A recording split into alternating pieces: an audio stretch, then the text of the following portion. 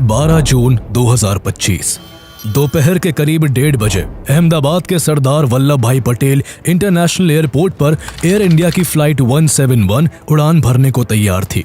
ये एक Boeing 787 Dreamliner plane था जो लंदन के गैटविक एयरपोर्ट जाने वाला था। इसमें 230 पैसेंजर्स, 10 क्रू मेंबर्स और 2 पायलट सवार थे।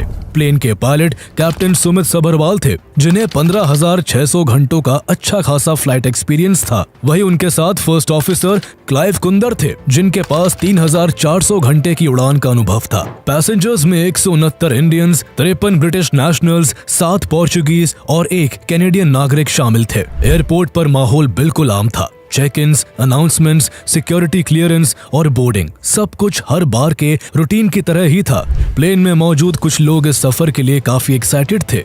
कोई पहली बार देश से बाहर पढ़ने जा रहा था, तो कोई सालों बाद अपने घर वालों से मिलकर वापस काम के लिए लंदन लौट रहा था। प्रतीक जोशी, जो लंदन में रहते थे, वो अपनी पत्नी और अपने 3 बच्चों को साथ ले जाने के लिए इंडिया आए थे। उनकी पत्नी कोमी व्यास भी उनकी तरह एक डॉक्टर थी, जिन्होंने 2 दिन पहले ही अपनी जॉब से इस्तीफा दिया था, क्योंकि अब पूरा परिवार लंदन शिफ्ट हो रहा था। प्लेन में ही पूरे परिवार ने एक सेल्फी ली। उनके हंसते हुए चेहरों से साफ जाहिर था कि उन्हें लंदन में अपनी नई जिंदगी का कितनी बेसब्री से इंतजार था। इसी फ्लाइट की किसी सीट पर पुरानी यादों में खोए हुए अर्जुन पटोलिया बैठे थे, जो 1 हफ्ते पहले ही लंदन में अपनी वाइफ को खो चुके थे। वो अपनी पत्नी के साथ लंदन में ही रहते थे। उनकी पत्नी की आखिरी इच्छा थी कि मरने के बाद उनकी अस्थियां नर्मदा नदी में विसर्जित की जाए। अर्जुन अपनी पत्नी की अंतिम इच्छा पूरी करने भारत आए थे। पत्नी की अस्थियां नर्मदा नदी में बहाकर वो अब वापस लंदन जा रहे थे। दिल गम में डूबा था, लेकिन दिल के किसी कोने में जिंदगी की एक उम्मीद भी बाकी थी। वो उम्मीद उनकी 2 मासूम बच्चियां थी, जो लंदन में उनका इंतजार कर रही थी। प्लेन में गुजरात के पूर्व मुख्यमंत्री विजय रूपानी भी थे, जो अपनी पत्नी और बेटी से मिलने लंदन जा रहे थे। हर मुसाफिर अपने अपने ख्यालों में खोया हुआ था। कोई हेडफोन्स लगाकर बैठा था, कोई खिड़की से बाहर देख रहा था, तो कोई किसी से बातचीत में लगा था। किसी को जरा भी अंदाजा नहीं था कि उन सभी का ये सफर अधूरा ही रह जाने वाला है। सभी जरूरी चेक्स के बाद प्लेन दोपहर के 1:37 पर रनवे 23 से धीरे धीरे रफ्तार पकड़ता हुआ टेक ऑफ कर जाता है। प्लेन की कमान को पायलट क्लाइव कुंदर के हाथों में थी। वही पायलट सुमित सभरवाल फ्लाइट को मॉनिटर कर रहे थे। कुछ ही सेकंड्स में फ्लाइट 155 नॉट्स और फिर 180 नॉट्स की रफ्तार पकड़ लेती है। प्लेन हवा में करीब 625 फीट की ऊंचाई तक पहुंच जाता है, लेकिन इससे ऊपर नहीं जा पाता। तभी कुछ बहुत अजीब होता है और प्लेन अचानक अनबैलेंस्ड होकर नीचे की ओर गिरने लगता है, जैसे उसने कंट्रोल खो दिया हो। 1:39:05 पर पायलट एयर ट्रैफिक कंट्रोल को डरी हुई आवाज में एक डिस्ट्रेस कॉल भेजते हैं। थ्रस्ट नॉट अचीव्ड, फॉलिंग, मेडे मेडे मेडे। ये शब्द साफ इशारा कर रहे थे कि कॉकपिट में अब कुछ भी कंट्रोल में नहीं है और प्लेन अब मौत की रफ्तार से जमीन की ओर बढ़ रहा है। एयरपोर्ट से कुछ ही दूरी पर बीजे मेडिकल कॉलेज है, जहां के हॉस्टल में उस वक्त लंच टाइम चल रहा था और मेडिकल स्टूडेंट्स अपने खाने में बिजी थे। उसी वक्त फ्लाइट 171 इतनी नीचे आ चुकी थी कि उसके विंग्स पेड़ों से टकराने लगे और फिर टेक ऑफ करने के केवल 32 सेकंड्स बाद ही ये प्लेन बीजे मेडिकल कॉलेज के हॉस्टल ब्लॉक से टकराकर क्रैश कर जाता है। लंबी फ्लाइट होने की वजह से प्लेन में 1 लाख लीटर से भी ज्यादा फ्यूल था, जिस वजह से बिल्डिंग से टकराने के बाद प्लेन आग का गोला बन जाता है। चारों तरफ सिर्फ आग की लपटें थी, धुएं का गुबार था और चीखों की आवाजें थी। यह भारत की एविएशन हिस्ट्री का सबसे तेजी से घटने वाला अब तक का सबसे भयानक प्लेन क्रैश था। जो सफर नए अरमान लेकर शुरू हुआ था, वो केवल 32 सेकंड्स में एक बहुत ही खौफनाक हादसे में बदल चुका था। One of the biggest aviation disasters that the country has witnessed. In a tragic incident, an Air India flight to London crashed shortly after takeoff near the Ahmedabad airport. One person miraculously survived in seat 11A. I can't explain. Everything happened in my eye. I can't. Officials have found the so-called black box flight recorder, which, along with the cockpit voice recorder, should provide vital information. A preliminary report released just days ago found the fuel supply to the engines was cut off and was turned back on 10 seconds later, but by then it was too late.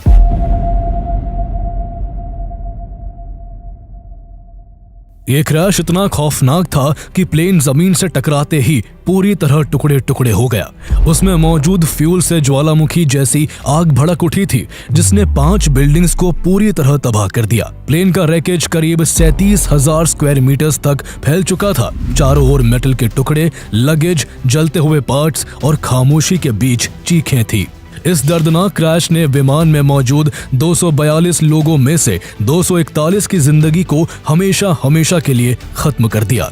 प्रतीक जोशी और उनका पूरा परिवार, अर्जुन पटोलिया और उनका London लौटकर बच्चियों की देखभाल करने का सपना, मैथिली पाटिल जिन्होंने उड़ान से पहले अपने पिता से कहा था लंदन पहुंचते ही कॉल करूंगी पापा, ये सब अब सिर्फ मलबे में दबे अधूरे वादे बनकर रह गए थे। इस प्लेन में 13 बच्चे भी मौजूद थे, जिनमें से 3 नवजात थे जिनकी उम्र 2 साल से भी कम थी। उनकी जिंदगी शुरू होने से पहले ही खत्म हो गई। गुजरात के पूर्व मुख्यमंत्री विजय रूपानी की भी इस हादसे में मृत्यु हो गई।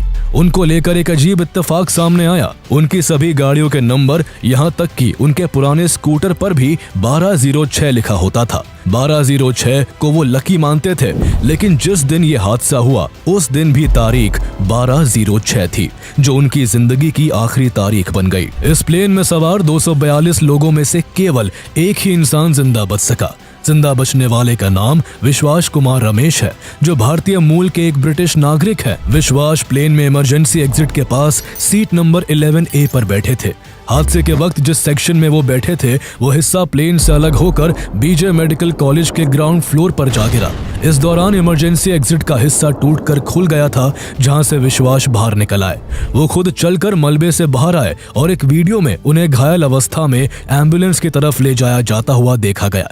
विश्वास के साथ उनके भाई अजय भी फ्लाइट में मौजूद थे, जो इस क्रैश में बाकी 241 लोगों की तरह ही अपनी जान गंवा बैठे थे। सब कुछ इतनी तेजी से घटा था कि विश्वास कुमार रमेश को भरोसा ही नहीं हो रहा था कि ये कोई बुरा सपना नहीं बल्कि दर्दनाक हकीकत है। ये प्लेन क्रैश इतना भयानक था कि आखिरी पलों में यहाँ क्या हुआ और इसमें जान खोने वालों पर क्या गुजरी, इसकी कोई कल्पना भी नहीं कर सकता। बीजे मेडिकल कॉलेज भी इसकी चपेट में आया, जिससे ग्राउंड पर मौजूद 19 लोगों की मौके पर ही मौत हो गई और 60 से भी ज्यादा लोग गंभीर रूप से घायल हो गए। हॉस्टल की मेस में जो स्टूडेंट्स खाना खा रहे थे, उनमें से कई की मौके पर ही मौत हो गई। एक आई विटनेस ने बताया कि एक शव के हाथ में चम्मच थी, जैसे कि जिंदगी ने उसे आधे निवाले पर ही रोक दिया हो। उसी दौरान एक टुक टुक ड्राइवर सुरेश का 15 साल का बेटा आकाश भी हॉस्टल के गेट के पास मौजूद अपनी चाय की दुकान पर सो रहा था। आग में लिपटा हुआ प्लेन का एक भारी सा टुकड़ा उस पर आ गिरा और कुछ ही सेकंड्स में उसे आग की लपटों ने घेर लिया। आकाश की माँ, जो थोड़ी दूरी पर ही थी, वो तेजी के साथ उसे बचाने के लिए उस आग में दौड़ पड़ी। वो खुद भी बुरी तरह जल गई, लेकिन अपने बेटे को नहीं बचा सकी। जैसे ही हादसे की खबर अथॉरिटीज तक पहुंची, ब्रिगेड कॉल जारी किया गया। पूरे अहमदाबाद शहर से 300 से ज्यादा फायर फाइटर्स, 60 फायर व्हीकल्स और 20 वाटर बाउजर्स मौके पर पहुंचे। जहां प्लेन क्रैश हुआ था, वहां सिर्फ धुआं, जलता हुआ मलबा और झुलसे हुए शव थे। Central industrial security force CISF, जो अहमदाबाद एयरपोर्ट की सुरक्षा में तैनात थी, वो सबसे पहले मौके पर पहुंची। उनके बाद Indian army, BSF, CRPF, NDRF और वेस्टर्न रेलवेज की टीमें भी मौके पर पहुंच गई। जलते हुए टुकड़ों के बीच जिंदा इंसानों की तलाश की जा रही थी। जो घायल थे उन्हें हॉस्पिटल भेजा जा रहा था।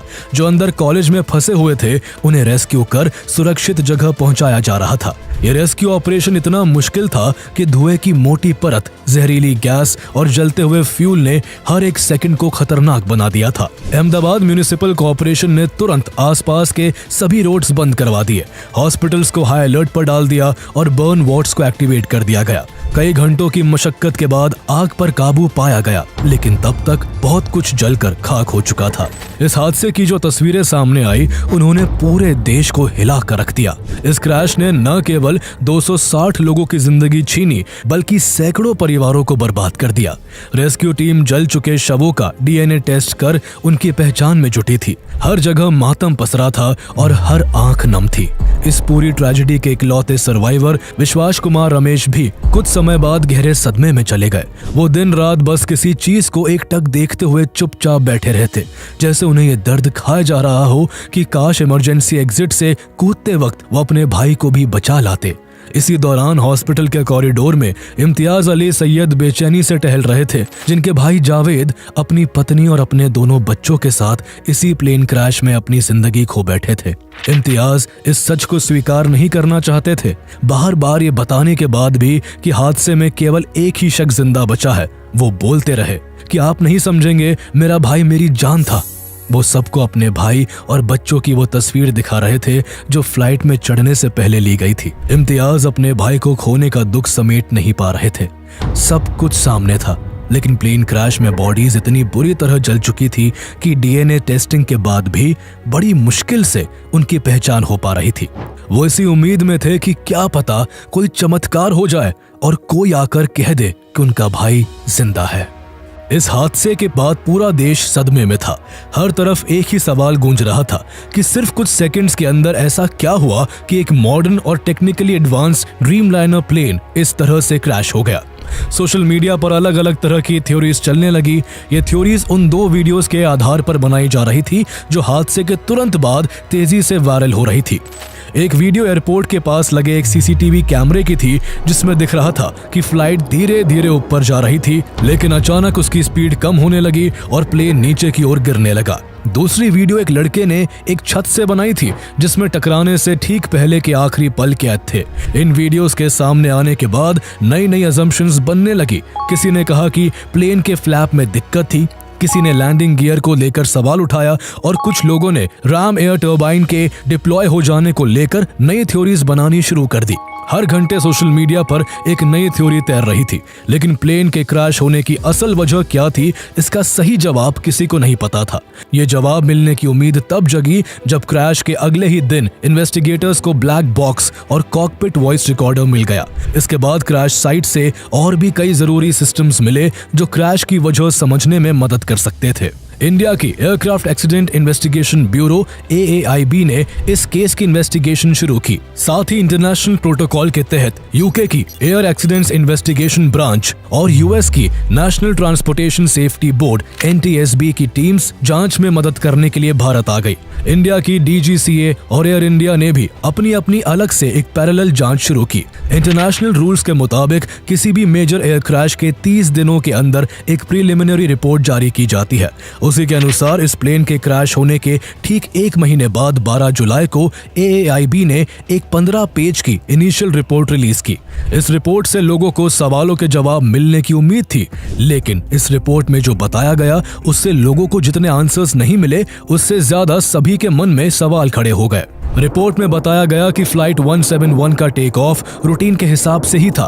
प्लेन ने 153 नॉट्स की स्पीड पर उड़ान भरी और फिर 180 नॉट्स तक पहुंच गया। फ्लैप 5 डिग्री पर सेट था और लैंडिंग गियर डाउन पोजीशन में था, जो कि टेक ऑफ के लिए नॉर्मल प्रोसीजर है। मौसम एकदम साफ था, किसी भी तरह की विजिबिलिटी या विंड की प्रॉब्लम नहीं थी और न ही कोई पक्षी प्लेन से टकराया था। लेकिन टेक ऑफ के कुछ ही सेकंड्स बाद अचानक से प्लेन के दोनों इंजन के फ्यूल कंट्रोल स्विचेस जो रन पोजीशन में थे, एक सेकंड के गैप में कट ऑफ पोजीशन में चले गए। इसका मतलब था कि दोनों इंजन तक फ्यूल पहुंचना बंद हो गया और प्लेन के दोनों इंजन अचानक बंद हो गए। इस वजह से फ्लाइट ने पूरी तरह पावर खो दी। दोनों इंजन एक साथ बंद हो जाए, ये एक रेयरेस्ट केस था। इंजन के बंद होते ही राम एयर टर्बाइन यानी रैट डिप्लॉय हो गया। रैट एक छोटा सा प्रोपेलर होता है जो तब एक्टिवेट होता है जब दोनों इंजन फेल हो जाए या किसी वजह से प्लेन की पूरी पावर कट हो जाए। इससे प्लेन के जरूरी इलेक्ट्रिकल सिस्टम्स को टेम्पररी पावर मिलती है, लेकिन ये थ्रस्ट वापस नहीं दे सकता। वायरल हुए वीडियोस में भी रैट का बाहर आना साफ दिख रहा था। इसके बाद रिपोर्ट्स में पायलट्स के बीच के कॉन्वर्सेशन का जिक्र किया गया, जिसने सभी को हिला कर रख दिया। रिपोर्ट के अनुसार कॉकपिट वॉइस रिकॉर्डर में एक पायलट दूसरे से पूछता है, why did you cut off, यानी तुमने फ्यूल क्यों बंद किया। इस पर दूसरा पायलट जवाब देता है, I did not। रिपोर्ट में ये नहीं बताया गया कि किस पायलट ने कौन सा डायलॉग बोला था। एविएशन एक्सपर्ट्स के अनुसार बोइंग 787 के फ्यूल कंट्रोल स्विचेस ऐसे हैं जो बाय मिस्टेक मूव नहीं हो सकते। हर स्विच पर एक सेफ्टी गार्ड होता है जिसे उठाकर नीचे की तरफ खींचकर मूव करना पड़ता है। इसे ऐसा इसलिए बनाया गया है ताकि गलती से हाथ लगने पर स्विच मूव ना हो जाए। क्रैश से ठीक पहले पायलट्स ने फिर से स्विचेस को रन पर कर दिया ताकि दोनों इंजन चालू हो जाए। इंजन 1 चालू हो गया, लेकिन इंजन 2 दोबारा प्लेन को पावर नहीं दे सका। केवल एक इंजन से तेजी से गिरते हुए प्लेन को वापस ऊपर ले जाना मुश्किल था। ऐसे में जब पायलट्स को लगा कि प्लेन को संभालना मुश्किल हो रहा है, उन्होंने ATC को इमरजेंसी सिग्नल मेडे मेडे मेडे भेजा, लेकिन कोई फायदा नहीं हुआ। 1:39 और 11 सेकंड्स पर ब्लैक बॉक्स ने रिकॉर्ड करना बंद कर दिया, जिसके 21 सेकंड बाद प्लेन BJ मेडिकल कॉलेज के हॉस्टल ब्लॉक पर जा गिरा। रिपोर्ट में कहा गया कि प्लेन में कोई खराबी नहीं थी और प्लेन टेक्निकली पूरी तरह एयरवर्दी था। उसकी एयरवर्दी ने सर्टिफिकेट मई 2026 तक वैलिड थी। फ्लाइट से पहले मेंटेनेंस भी पूरी की गई थी और प्लेन में कोई बम जैसा विस्फोटक सामान भी नहीं था जो हादसे की वजह बनता। इस कारण रिपोर्ट में बोइंग के बाकी के 7878 प्लेन्स, इंजन ऑपरेटर्स और मैन्युफैक्चरर्स के लिए कोई भी एक्शन लेने की हिदायत नहीं दी गई।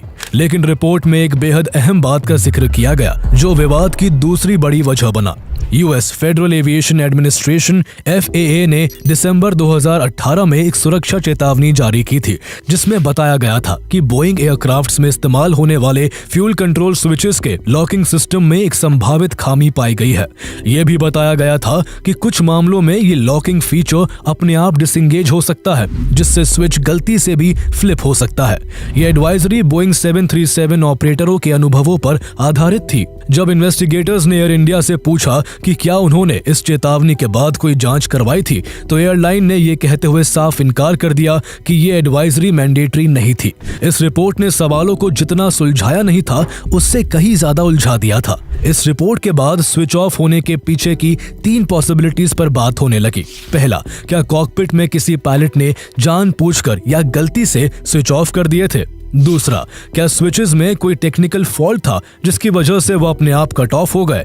और तीसरा, क्या कोई एक्सटर्नल रीजन था जिससे फ्यूल फ्लो अचानक रुक गया? हालांकि रिपोर्ट में कहीं भी ये नहीं बताया गया कि फ्यूल स्विच शटडाउन किसी ह्यूमन एरर की वजह से हुआ या फिर किसी टेक्निकल इशू की वजह से। लेकिन रिपोर्ट में प्लेन को टेक्निकली पूरी तरह एयरवर्दी बताकर जिस तरह पायलट्स के बीच के केवल 2 शब्दों को दुनिया के सामने रखा गया, उसने एक खतरनाक संकेत पैदा कर दिया, जैसे किसी पायलट ने खुद प्लेन को तबाह करने की कोशिश की हो। इसने न सिर्फ आम लोगों को चौंका दिया, बल्कि इससे एविएशन एक्सपर्ट्स में भी भारी विवाद शुरू हो गया।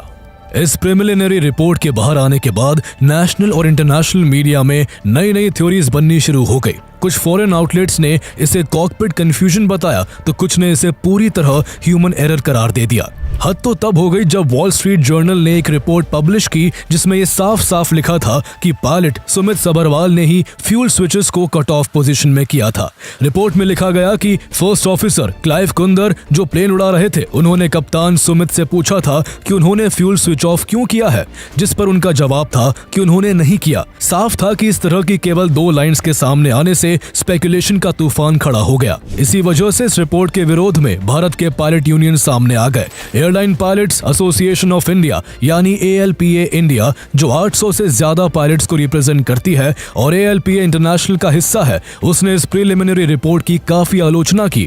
ALPA के प्रेसिडेंट कैप्टन सैम थॉमस ने साफ कहा कि हमें जांच की दिशा से आपत्ति है। ऐसा लग रहा है जैसे पूरी रिपोर्ट का मकसद पायलट को ब्लेम करना है। उन्होंने ये भी कहा कि ये रिपोर्ट आधी अधूरी है और इससे पायलट्स की इमेज को नुकसान हो रहा है।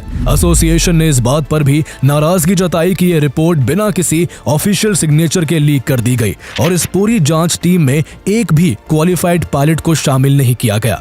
ALPA का ये भी कहना था कि जब पूरे कॉकपिट की कॉन्वर्सेशन रिकॉर्ड हुई है, तो फिर केवल 2 पैराफ्रेज लाइन्स ही क्यों पब्लिक की गई। AAIB को पायलट्स की पूरी बातचीत सामने लानी चाहिए ताकि ये साफ हो सके कि ये रिपोर्ट पायलट्स को ब्लेम करने के लिए मैनिपुलेट नहीं की गई। ALPA को इस विरोध में इंडियन कमर्शियल पायलट्स एसोसिएशन यानी ICPA और international federation of airline pilots association IFALPA जैसी बॉडीज का भी साथ मिला।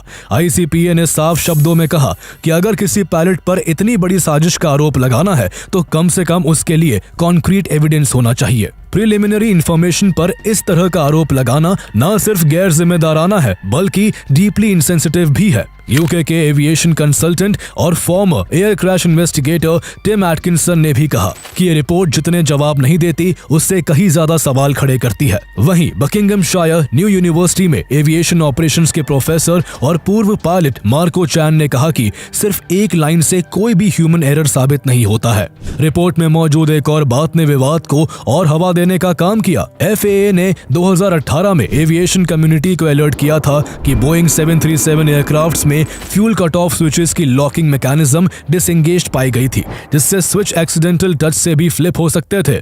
इसी तरह की स्विचेस बोइंग 787 एयरक्राफ्ट्स में भी होते हैं और FAA ने सभी ऑपरेटर्स को इंस्पेक्ट करने की सलाह दी थी, लेकिन रिपोर्ट के अनुसार एयर इंडिया ने ये इंस्पेक्शन कभी कराया ही नहीं। इस बात ने स्पेकुलेशन का एक और दरवाजा खोल दिया कि क्या फ्यूल स्विचेस के पीछे कोई मैकेनिकल फॉल्ट था। इसी बात को लेकर ALPA के प्रेसिडेंट कैप्टन सैम थॉमस ने भी कहा कि जब रिपोर्ट में खुद ये माना गया है कि स्विचेस में मैलफंक्शन की पॉसिबिलिटी थी, तो फिर ब्लेम सीधे पायलट्स पर क्यों डाला जा रहा है। कहीं ना कहीं इस पूरे घटनाक्रम ने एक बहुत बड़ा सवाल खड़ा कर दिया कि पायलट्स के बीच की बातचीत की सिर्फ 2 लाइंस को दुनिया के सामने पेश करके क्या एक सेलेक्टिव नैरेटिव बिल्ड किया जा रहा है, और क्या ये नैरेटिव इसलिए रचा जा रहा है ताकि बोइंग और एयर इंडिया की जिम्मेदारी को छुपाया जा सके। बोइंग का ट्रैक रिकॉर्ड पिछले 2-3 दशकों में लगातार गिरता रहा है।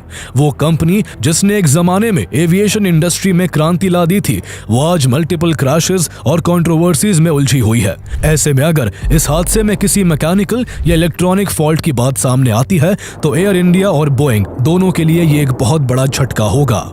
बोइंग का जो 787-8 ड्रीमलाइनर प्लेन 12 जून 2025 को अहमदाबाद में क्रैश हुआ, उसमें पहले भी दिक्कतें देखी गई थी। नवंबर 2021 में जब ये सेम प्लेन लंदन से हैदराबाद जा रहा था, तब उड़ान के दौरान ही इसमें से अचानक फ्यूल लीक होने लगा था। हालात इतने बिगड़ गए थे कि प्लेन को टर्की के अंकारा में इमरजेंसी लैंडिंग करनी पड़ी थी। 12 जून 2025 को क्रैश होने से कुछ घंटों पहले भी ये सेम प्लेन लगातार उड़ान में था। ये उस दिन पेरिस से दिल्ली और फिर दिल्ली से अहमदाबाद आया था। इसी दौरान इस प्लेन में सफर कर रहे एक यात्री आकाश वत्स ने प्लेन के अंदर का वीडियो बनाया था। वीडियो में उन्होंने बताया कि ना तो AC ठीक से काम कर रहा था और ना ही एंटरटेनमेंट स्क्रीन्स, यहाँ तक कि रिमोट के बटन्स तक वर्क नहीं कर रहे थे। ये कहानी सिर्फ एक प्लेन की नहीं है, बल्कि बोइंग के बाकी एयरक्राफ्ट्स का भी पिछले कुछ सालों का रिकॉर्ड काफी चौंकाने वाला रहा है। 29 अक्टूबर 2018 को इंडोनेशिया की एक फ्लाइट टेक ऑफ के महज 13 मिनट बाद ही क्रैश हो गई थी, जिसमें सवार सभी 189 यात्रियों की जान चली गई। इसके ठीक 5 महीने बाद मार्च 2019 में इथियोपियन एयरलाइंस की एक फ्लाइट भी टेक ऑफ के केवल 6 मिनट के अंदर ही क्रैश हो गई थी और उसमें भी 157 लोगों की मौत हो गई। ये दोनों ही बोइंग के 737 मैक्स प्लेन्स थे और दोनों ही एयरक्राफ्ट्स एकदम नए थे, जो बोइंग के फॉल्टी डिजाइन की वजह से क्रैश हो गए। इसको लेकर बोइंग को US जस्टिस डिपार्टमेंट के साथ $1.1 बिलियन का सेटलमेंट करना पड़ा था। इसके अलावा बोइंग के ऐसे कई केसेस हैं जिनमें प्लेन क्रैशेस तो नहीं हुए, लेकिन उनमें काफी सीरियस इशू देखने को मिले। 2013 में जापान एयरलाइंस के एक ड्रीमलाइनर प्लेन में लिथियम आयन बैटरी के ओवरहीट होने की वजह से ग्राउंड पर खड़े खड़े ही आग लग गई थी। 2023 में इथियोपियन एयरलाइंस के बोइंग 777-8 में उड़ान भरने के दौरान कॉकपिट में धुआं भर गया था, जिसकी वजह से इमरजेंसी लैंडिंग करनी पड़ी थी। 11 मार्च 2024 को लैटम एयरलाइंस के एक बोइंग प्लेन में ऐसा मैलफंक्शन हुआ कि प्लेन अचानक नीचे गिरने लगा था। बाद में जांच में पता चला कि कॉकपिट का जो स्विच डिजाइन था वही गलत था। इतना ही नहीं, जुलाई 2024 में यूनाइटेड एयरलाइंस के एक बोइंग 757-200 का टेक ऑफ करने के बाद पहिया ही निकल कर गिर पड़ा। एक ऐसी भी घटना हुई जब पोर्टलैंड से कैलिफोर्निया जाते समय चलती फ्लाइट के बीच बोइंग के एक प्लेन का दरवाजा ही उखड़कर हवा से नीचे गिर गया। जांच में सामने आया कि दरवाजे के स्क्रूज ठीक से टाइट नहीं किए गए थे। इन लगातार इंसिडेंट्स ने बोइंग की रेपुटेशन को जबरदस्त नुकसान पहुंचाया। लोगों में इतना डर बैठ गया कि ये कहावत बन गई कि if it is Boeing I am not going. हालात ये हो गए कि बोइंग के अपने ही एम्प्लॉइज ने बोइंग के प्लेन्स में बैठने से इनकार कर दिया। उनका कहना था कि उन्हें अपनी ही कंपनी के प्लेन्स की सेफ्टी पर भरोसा नहीं है। बोइंग के कई करंट और फॉर्मर एम्प्लॉइज ये दावा कर चुके हैं कि ड्रीमलाइनर प्लेन्स को बनाने में काफी लापरवाही बरती गई है। 2019 में न्यूयॉर्क टाइम्स ने एक इन्वेस्टिगेशन की थी, जिसमें चार्ल्सटन फैक्ट्री में बने ड्रीमलाइनर्स की सेफ्टी पर खुद बोइंग एम्प्लॉइज ने सवाल उठाए थे। उन्होंने बताया कि इन प्लेन्स में अक्सर फॉल्टी पार्ट्स लगे होते हैं और मैन्युफैक्चरिंग के बाद भी अंदर मेटल शेविंग्स जैसी चीजें छोड़ दी जाती है। अगर कोई वर्कर शिकायत करता है तो उस पर चुप रहने के लिए दबाव बनाया जाता है। बोइंग के एक टेक्नीशियन जोसेफ क्लेटन ने तो इन सब लापरवाहियों के चलते अपनी पत्नी से ये तक कहा कि वो अपनी जिंदगी में कभी भी ड्रीम लाइनर में सफर नहीं करेंगे। अप्रैल 2024 में एक बोइंग इंजीनियर सैम सालेपोर ने FAA से शिकायत की थी कि ड्रीम लाइनर के पार्ट्स ठीक से असेंबल नहीं किए जा रहे हैं। उन्होंने कहा कि कॉस्ट कटिंग के लिए अलग अलग जगहों पर पार्ट्स बनवाए जाते हैं जो एक दूसरे से ठीक से फिट नहीं होते, जिससे प्लेन उड़ान के दौरान हवा में टूट सकता है। बोइंग के एक और एक्स एम्प्लॉय जॉन बार्नेट, जिन्होंने यहां 32 साल तक काम किया था, उन्होंने 787 ड्रीमलाइनर प्लेन की सेफ्टी को लेकर काफी सीरियस कंसर्न्स जताए थे। वो यहाँ एक क्वालिटी इंस्पेक्टर थे और उन्होंने बताया था कि ड्रीम लाइनर प्लेन्स के करीब 25% ऑक्सीजन सिस्टम्स ठीक से काम नहीं करते हैं। उन्होंने 2017 में FAA में फॉर्मल कंप्लेंट भी की और FAA ने उनकी कुछ ऑब्जर्वेशंस को सही पाया, जिसके बाद बोइंग को उन्हें सुधारने के आदेश भी दिए गए थे। लेकिन जॉन बार्नेट यही नहीं रुके। इसके बाद उन्होंने एयरक्राफ्ट सेफ्टी इश्यूज को लेकर बोइंग पर मुकदमा कर दिया। लेकिन जब यह केस ऑनगोइंग था, उसी बीच उन्हें एक दिन उनके ट्रक में मृत पाया गया। उनके सिर में गोली लगी हुई थी और उसे आत्महत्या बताकर केस को बंद कर दिया गया। सालों से दुनिया भर के एविएशन क्रिटिक्स का ये मानना है कि बोइंग अब लोगों की सेफ्टी से ज्यादा अपने प्रॉफिट्स की फिक्र करता है। खुद FAA ने भी कहा था कि बोइंग को प्रॉफिट से ज्यादा पैसेंजर्स की सेफ्टी पर ध्यान देना चाहिए। कुछ साल पहले चार्ल्सटन फैक्ट्री की क्वालिटी मैनेजर सिंथिया किचन्स ने कहा था कि 2009 से 2011 के बीच 11 787 ड्रीमलाइनर एयरक्राफ्ट ऐसे बनाए गए थे जिनमें सेफ्टी को लेकर भारी खामियां थी। उनकी हालत इतनी खराब थी कि वो भविष्य के संभावित खतरों के बारे में सोचकर रातों को सो नहीं पाती थी।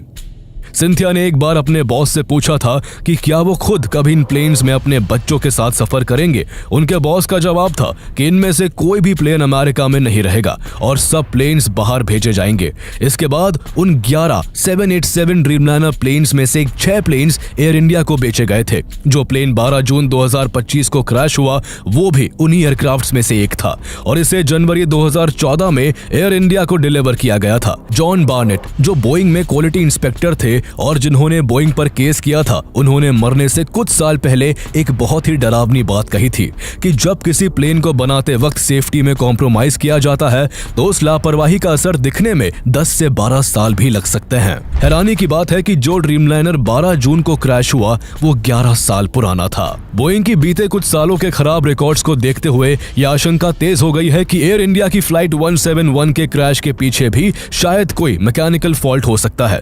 हालांकि AAIB की प्रिलिमिनरी रिपोर्ट में बोइंग के प्लेन्स, इंजन्स या पार्ट्स की जांच का कोई निर्देश नहीं दिया गया था। लेकिन जब रिपोर्ट सामने आने के बाद लोगों को लगा कि सारा ब्लेम पायलट्स पर डालने की कोशिश की जा रही है, तो लोगों का गुस्सा और शक दोनों बढ़ने लगे। इसी के दबाव में रिपोर्ट्स आने के 2 दिन बाद भारत के directorate general of civil aviation DGCA ने बोइंग के 787 और 737 जैसे कई मॉडल्स के फ्यूल स्विच लॉक्स की जांच का आदेश जारी किया।